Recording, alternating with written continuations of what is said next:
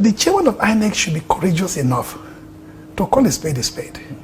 He should look at the president of the country, Bola Tinubu, and say, Mr. President, you erred with your team, with the presidency, with your party. You jumped the gun, and others followed. They were doing a slate of mobilization and endorsement across the north. There was one in the northwest, none in the north central, not one in the northeast, where even the name of the VP was taken away from the list of those to be endorsed. Openly, in the glare of the public, there was even an endorsement inside the villa. When the president, who ought to man the space of governance and obey the law with his team, let the cat out of the bag, jumped the gun, because he panicked in a way, the rest of the political class will not fold their arms. They will join the fray. So, INEC may have to bring all the facts by cautioning the president of the country, the presidency, his party APC, to give this piece a chance in terms of politicking and focus on governance. If you don't focus on governance and policy implementation, politicians are bound to seize the moment and seize the day. And so you're saying it's fair game at this point? That he has made it a fair game. Because you see, if you have the calculus that you want to prepare for 2027 for leisurely re-entry, that means emasculate the political class, dismember the existing political parties, ruin the infrastructure of liberal democratic governance, and then repress multi-party democracy. It makes it easy for you to re-enter 2027. That's what they're doing. Politicians on the other side must resist it, must say PDP must be reborn, rebetted, regenerated. ADC must find its footing and bearing in order to survive. Labour Party have to find its own direction here and there. The moment they start doing that, the system, of course, will be heated up. The heating up didn't start from the opposition ranks.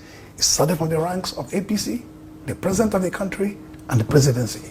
What about the cost on the polity, on governance? Because the trade-off is that the administration becomes too distracted that governance suffers. Deliberately, the administration distracted itself on two scores. When they have very little to offer, you find something else to distract the people. In terms of policy implementation, even policy enunciation, this government came with two broad macroeconomic strokes.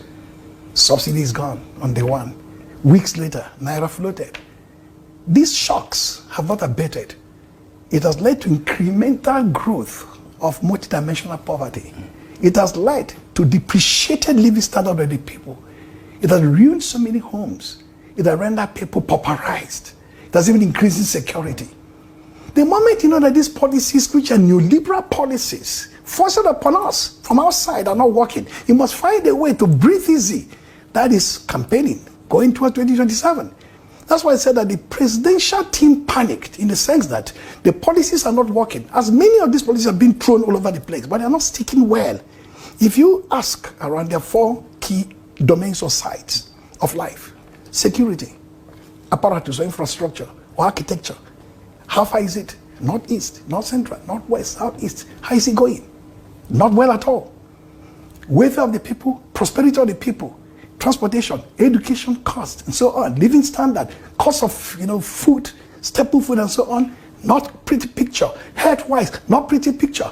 So ultimately, what you have to do is to shift the campaign, the debate, away from policies that have failed or failing into focus. You think the verdict is out already on the Tinubu reforms? There's nothing this government can do to change to 2027, because ultimately by 2026, second quarter, if I'm not mistaken, the primaries of all the parties will take place.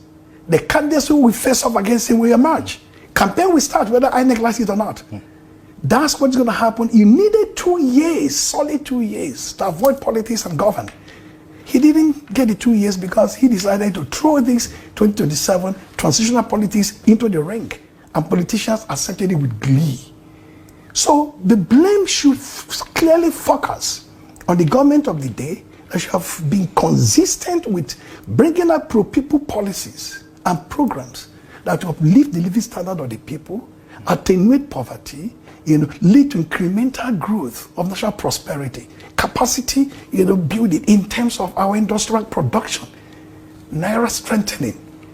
Again, most crucially, the removal of subsidy with all the billions now released. What's the impact on the life of the people? The country is still borrowing aggressively, much more than before in our history. So if you put all these pictures together, they're not pretty. The pretty thing for the president to do is to do what? Begin campaigning well ahead of time. I said it on many other studios. The government panicked, especially because the signals coming from the north. I am very happy that this is coming from Prof's mouth. I have been saying this for a while now, that APC and Tinubu, that they are afraid. This is something I have been saying, that when you look at their activities, you look at the things they are doing, it shows that they are in panic mode. Now, this is coming from Professor Udenta himself. Like I said, I have been saying that anybody who is very observant, who is looking at the political space in Nigeria, we know that APC is in panic mode. And it is very clear, because what they did is that they left governance and then began to do politics. So they left governance that they should have started doing from day one, and they began to do politics. Now, what they are doing is not working. The people are not feeling the impact of governance. So they now panic. And that is a fact. That is the truth. I've told people that all the endorsements they were doing, they even did at Government House, like Professor Udenta rightfully pointed out. They did at Northwest. They did at Northeast. They keep doing all sorts of endorsement. Even when he had not stayed in office up to 2 years, APC left governance and began to do politics. So all those endorsements, they were all about panic. I've told you guys that is what is called political posturing. Political posturing is when you project an image of strength, an image of you are in charge, when you are actually afraid. And that is exactexactly what they have been doing. So you see all this destabilization of opposition. You see them trying to make sure that PDP is not working, weakening the opposition. PDP and Labour Party, you see them, even the new ADC, they will just be forming, parallel party chairman and parallel party leadership of opposition. They will be sponsoring them, like Apapa and Arabambi in Labour Party. So that is what they are doing to destabilize the opposition, because they are afraid. They don't want opposition to be strong. So you see all this decamping from PDP, from Labour Party to APC. And when they are decamping, you see the fanfare they do to showcase that people are decamping to their party. All those jamboree they are doing, they are all political posturing.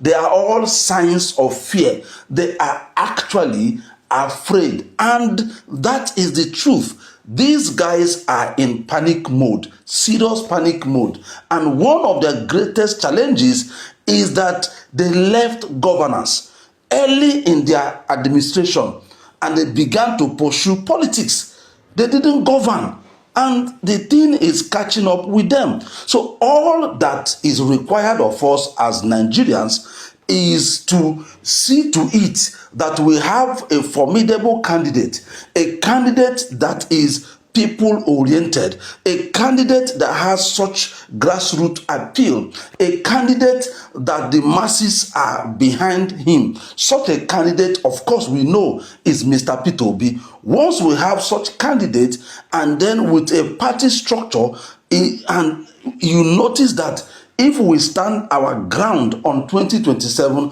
that removing Tinubu will not be that easy, but it is possible. Yes, I repeat my word. If we have such a candidate like Peter Obi that has grassroots appeal, and then with party structure and support him, I said removing Tinubu will not be an easy task, but it will be a possibility. And that is a fact. If we get our acts together and do our homework very well, and then stand our ground, ensure that we defend our votes, ensure that we don't allow them to do what they know how to do best. We all know what it is. You notice that we actually can remove Tinubu and APC.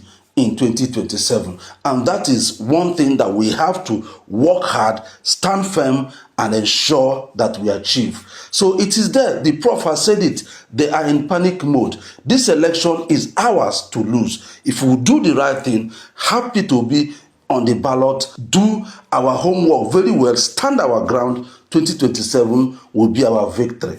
Thank you for your time. And remember, a new Nigeria is possible.